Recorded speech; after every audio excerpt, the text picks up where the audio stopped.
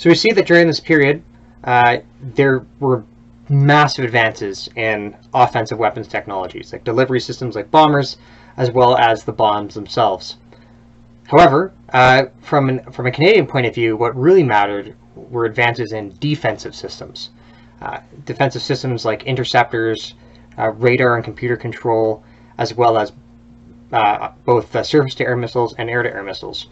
And this is because, of course, Canada didn't have its own strategic nuclear weapons. Canada's security depended on the survival of the U.S. Air Force's bombers. And when I talk about USAF bombers, I'm going to talk about SAC, or Strategic Air Command. SAC was the organization inside the USAF that managed the strategic bomber fleet. Now, it was in Canada's interest to make sure that SAC could deliver a second strike. However, Canada didn't have the ability, they just didn't have the resources to develop all these technologies, surface-to-air missiles, radars, and interceptors all on its own, unless it wanted to build a North Korean-style economy, which they didn't, thank goodness. So, in some areas, Canadians would have to pick and choose. Both Canadian and military and political leaders would have to choose where Canada pursued an independent course and where it pursued a course of tight cooperation with the United States and basically piggybacking off American systems. Two areas where Canada piggybacked off American systems were radars and we'll just call them weaponry. So that's both SAMs and air-to-air missiles. So let's talk a bit about radars. Radar technology, was used first on any kind of scale for air defense during the Battle of Britain in 1940, and it throughout the 1940s and into the 50s, it got more and more complicated, more and more sophisticated, which means more and more expensive. I was waiting for you to guess the word. It's kind of a byline for the 1950s. Everything gets more expensive. This creates problems because, for example, both the RCF and the USAF developed their own radar networks in the late 40s, but by the late 40s, both the RCF and the USAF are recognizing that Canada's radar system it's not advanced enough and it's not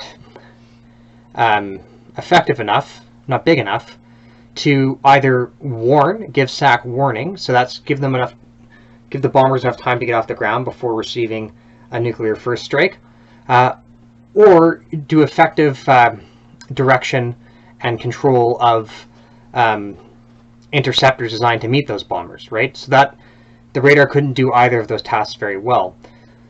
By the late 40s, the U.S. had its own system called the Permanent Radar Lines, which was very advanced for the time. So through the Permanent Joint Board of Defense, or PJBD, which goes all the way back to the Ogdensburg Agreement of 1940, the RCF and USAF planners came up with a proposal to expand that permanent radar line into Canada, and that became known as the Pine Tree Line, which was established in 1951. Now, what's interesting about the Pine Tree Line is it uses American technology. Not only that, some of those Pine Tree stations were manned by Americans, even if they're on Canadian soil, and some of those were even the ones that were manned by the RCF, some of them were actually paid for by the USAF. So this is already, it's very sensitive in terms of sovereignty, right? Because you have on one hand, you're trying to manage that involuntary guarantee. On the other, you can't manage that involuntary guarantee so much that Canada becomes basically occupied by the USAF. So it's already getting somewhat dicey. There was, however, an independent Canadian radar system, and this was known as the Mid-Canada Line, or the McGill Fence. This line became active in 1956. Now, the McGill Fence was a really interesting kind of technology. It used automated radar systems, and because they're automated, they're much cheaper to maintain, and it was an all-Canadian show. What's interesting about the Mid-Canada Line is that, yeah, it was a fence, so it could provide warning, but it couldn't really provide direction and control, right? What this would do is it would give SAC enough warning to get off the ground, but the mid-cannon line didn't provide the kind of data you could use to kind of fight a forward battle. To fight a forward battle, the RCF and USAF pursued the DEW line, so the distant early warning line, which went active in 1957. Now, these stations were similar to Pine Tree stations in that they could provide both warning and direction. And just like the Pine Tree stations, some of them were manned by the USAF, and even some of the Canadian manned stations were paid for by the United States. So, on top of this, there are questions of command and control, because all this radar data, with just the scale of it, going into an old style kind of Battle of Britain, big kind of wooden board with people with sticks pushing models around, it wouldn't work. The bombers are going too fast. They're just too much distance. There's too much going on. So the Americans begin developing something called the Semi-Automatic Ground Environment, or SAGE for short. Now, SAGE was really, really advanced for the 1950s. What SAGE could do is take data from all these different radars, plug them into one central computer system, display them across different control centers simultaneously, present that data to the air defense officers in charge, and then have those officers, be they RCF or USAF, direct both aircraft equipped with the correct kind of receiver, as well as eventually missiles, and we'll talk about those in a minute, direct those right onto the oncoming bomber formations. Really, really advanced stuff. Now, again, this creates some problem, because SAGE is an entirely American system, and although a SAGE complex is established at North Bay, which is run by the RCF, again, for a lot of Canadians, for example, for the Department of External Affairs, the Canadian diplomats, it really is it's a fine line between preserving sovereignty and basically letting the Americans run Canadian defense policy. On the other hand, from a military point of view, there's, well, to use the title of Joseph Jockel's book on the subject, there are no boundaries upstairs, right? A line on a map doesn't really matter to a Soviet bomber, and it can't matter too much to defense planners.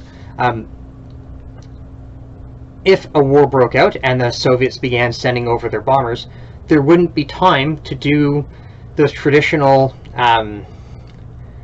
to take those traditional trappings of sovereignty, which is a formal declaration of war by the Canadian Parliament, because there's no time to gather everyone, because there are fleets of bombers with thermonuclear weapons in their bays. We have to act now. And this becomes a really, really sore point of contention during the 1950s. As Jockel points out, by 1954, given the close cooperation both through the Permanent Joint Board on Defense and through the actual technical systems, right, both the USAF and the RCF are using the same kind of computers, same kind of radars, electronically, the air defense strategies are linked, right? The air defense networks are linked. Strategically, they're linked through the close cooperation and planning of these allies, of RCF and USAF personnel, often on a very personal level. But diplomatically, they weren't, and there wasn't a formal agreement that would allow, for example, U.S. Air Force interceptors to come into Canada to assist Canadian interceptors in attacking Soviet bombers. So what should have happened was that by 1953, the new Chief of the Air Staff, Air Marshal Royce Lemon, should have gone to the Minister of National Defense, who in 1953 was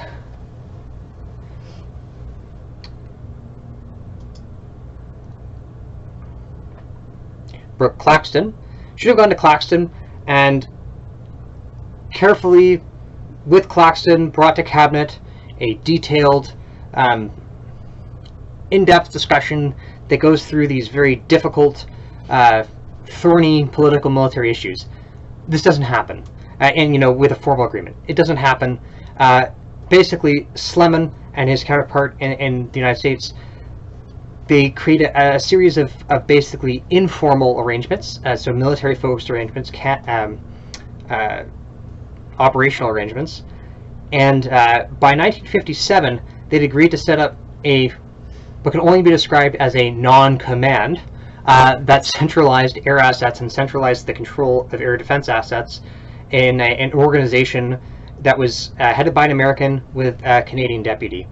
Now, of course, that's a problem because no Canadian government had agreed to it, and in fact, the diplomats in the Department of External Affairs make a big stink about it. And Sleman doesn't really get the hint. In 1957, when the Diefenbaker government is elected, both Sleman and the chairman of the Chiefs of Staff Committee, General Charles Folks, they basically rush into Diefenbaker's office and say, okay, well, we made this agreement with the USAF. Yeah, it's all good. Don't worry about it. It's just kind of a formality. We're going to establish something like a joint command. We promise there'll be lots of political consultation if a war breaks out. Here, sign here real quick. They actually, Folks calls it stampeding. They just kind of stampede the new prime minister. They get an agreement on NORAD and they run with it. Now, this is a problem because one, Sleman hadn't really discussed this in detail with the Saint Laurent government. Two, they kind of took advantage of a new prime minister. And three, they didn't do a good job of explaining to Diefenbaker exactly what he was signing on to. When Diefenbaker is later challenged on signing the agreement, which became the NORAD agreement, and a formal joint command called the North American Air Defense Command, or NORAD, is established in 1958. When Diefenbaker's challenged in the House of Commons, he's really taken aback. He doesn't quite exactly know what he's talking about because he wasn't really given good, fulsome advice. And this creates a lot of distrust between Diefenbaker and his military advisors. And not only was it because not only was NORAD tied up in very delicate political issues like control of national air defense forces, as we'll see, it's also involved with Canada accepting nuclear weapons. And that is going to cause a lot of problems both for Diefenbaker and later for military leaders as well. So I'm going to end this segment with just a quick snapshot of a SAGE terminal. It's one I really love. It's the 1950s encapsulated. You have this advanced vacuum computer with an ashtray in it. So I'll give that to you and give you a moment to think about all this. So SAGE ties into yet another American system, and that is the SIM-10 Beaumark. Now the Beaumark has a bit of a reputation in Canada because it's been cited as the reason for Diefenbaker's cancellation of the Avro. So the idea that Canada bought the Beaumark, and because it bought the Beaumark, Diefenbaker had to scrap the Avro. This isn't true, and we'll talk about that in a minute. Another reason is that it brings in a different class of nuclear weapon, and that is the a air defense nuclear weapon. So you might be thinking, okay, we've talked about tactical nuclear weapons very briefly, held by Canadian forces in Europe, and tactical weapons seem a little weird. We've talked about strategic nuclear weapons, so that's the weapons being carried by SACS bombers, but now we're talking about nuclear air defense weapons. That's a little crazy. But in fact, it made a lot of sense in the 1950s to equip air defense systems, both air-to-air weapons and surface-to-air missiles, or SAMs, with nuclear warheads. And that's for a few reasons. One is that in the 50s, it's really the 50s are the really early age of radar and infrared guidance systems. So they're not super accurate. So if you don't have a super accurate missile, one way to make that missile effective despite not being very accurate is to make it have a rather big bang, and nuclear warheads are a great way of making a big bang. Another reason is that the effects of nuclear weapons, of an air defense nuke, could actually render surviving bombs inoperable. So what do I mean by that? Imagine a formation of Soviet bombers. The formation is trudging along. It gets whacked with a nuclear air defense weapon on its port side. That nuclear weapon, it might vaporize half the Soviet bomber formation and leave the other half of the formation carrying on. But the bombs in the bomb bays of the surviving bombers would probably be what people at the time called cooked. Basically, the effects of nuclear weapons, be it the electromagnetic pulse or the radiation, could actually render the bombs in surviving bombers inoperable. They wouldn't detonate. So there are many, many advantages to having nuclear weapons on air defense systems. Now, what's interesting about the Bomark missile is the Bomark missile was developed by the United States Air Force in the 1950s, and of course we know the second that the U.S. Air Force was developing it, their friends in the RCF, who they're tight with, heard about it. The Bomark was part of the USAF's area defense concept, right? So these weapons weren't designed to protect individual sites, and the U.S. Army actually has their own air defense system with nuclear warheads designed to protect specific sites that we're not going to talk about. But these Bomarks were part of that area defense concept. So the idea being that whatever the interceptors couldn't get, as basically you can imagine the bombers are coming over the North Pole, and NORAD is fighting they're fighting a battle on the forward edge of the defenses. They're trying to take out those formations of Soviet bombers. They can't take them all out. Eventually they reach the area of Bomark coverage, and I'll throw up a map. I'll stand to one side here, so we have room to throw up a map. You'll notice that Bomark coverage, it covers basically where the pine tree line is, and that's by no accident. The beauty of the Bomark is that it could plug right into SAGE, right? So that great, very, very advanced air control system and computer-controlled radar system could actually, the operators could get data on where those Soviet bomber formations were. They could have a visual of where friendly interceptor squadrons were, plug the location of a detonation point into the Bomark electronically and remotely, so just directly by computer. Then the silos for the Bomarks, they're called coffin silos, so they're like big concrete boxes. They would open, these Bomarks would go up, and they would get their computer-controlled coordinates, fly to a point in the sky that could destroy Soviet bombers without destroying friendly interceptors, all in a matter of minutes. This is a really, really advanced stuff, and the Bomark was always designed to supplement those interceptor squadrons, and by the fact that their missiles, they could actually be launched in like volleys, right? You could really, really hit whatever was left. Besides this really tight computer control, they had the advantage of the fact that because they were unmanned, you could include a larger warhead in them. So Canadian interceptors eventually used what was the Air 2 MB-1 Genie, and I'll throw up a picture here. That carried a 1.5 kiloton warhead. The Bomark carried a warhead that could be between 7 and 10 kilotons. So there are a lot of advantages to using the Bomark. However, they were never, ever intended to replace interceptors.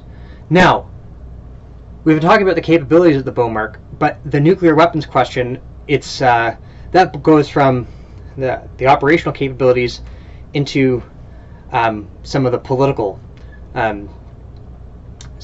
questions, and namely the questions over accepting American nuclear warheads. Now, it's interesting to note that in the Eisenhower administration was willing to give Canada total control of the nuclear warheads going into Bomarks. Just really, we're happy you're buying the system on the advice of the RCF, namely Roy Slemon. We're happy you're buying them. We really want them to be effective as possible, as do you. You can just have these warheads. It's not even like a joint key arrangement like in Europe. Just keep them. The Diefenbaker government doesn't go for this, and the Diefenbaker doesn't go for it for a few reasons. There's a split in Diefenbaker's cabinet. On one hand, you have his second Minister of National Defense, George Perks, who's really pro-nuclear, he's really pro-NATO, he's really pro-NORAD. He really wants the Canadian forces to be as effective as possible. This, on the other hand, the other side of Diefenbaker's cabinet, you have Howard Green, who becomes a very strident nuclear activist. So, in Green's view, Green gets more and more influence in the cabinet as the Diefenbaker government kind of goes on. So, basically, what Diefenbaker is trying to avoid is to have Canadian nuclear weapons. So he doesn't want the warheads outright. And they're even uncomfortable, Diefenbaker becomes uncomfortable even hosting American warheads on Canadian soil. And they have a whole bunch of, the cabinet goes through a whole bunch of proposals about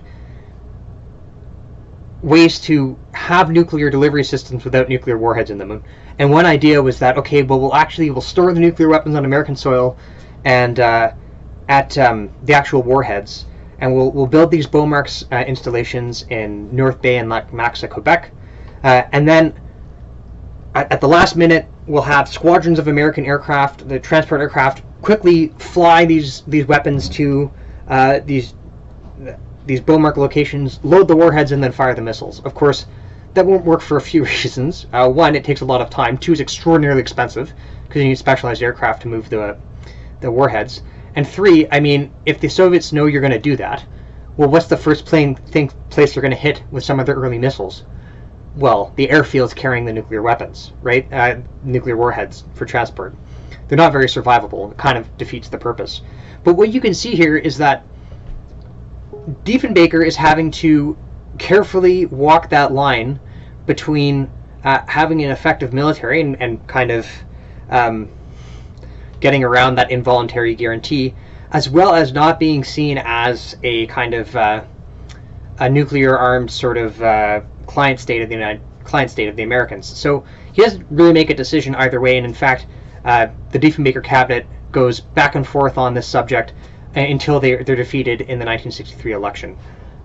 There's a great book on this, and it's got a wonderful title,